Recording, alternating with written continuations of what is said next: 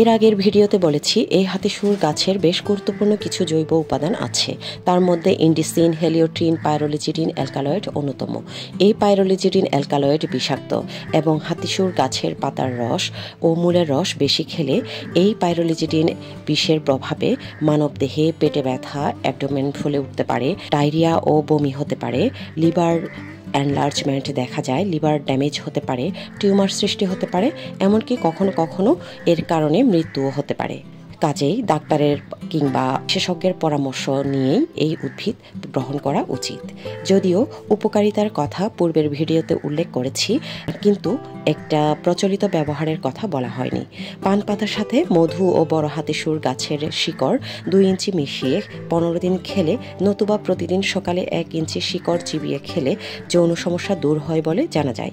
তবে অবশ্যই বিশেষজ্ঞ বা চিকিৎসকের পরামর্শ নিয়েই এই চিকিৎসা করা উচিত। যাই হোক, চিকিৎসকের পরামর্শ অনুযায়ী প্রাকৃতিক উপাদান গ্রহণের মাধ্যমে শরীরকে সুস্থ রাখাই যায়।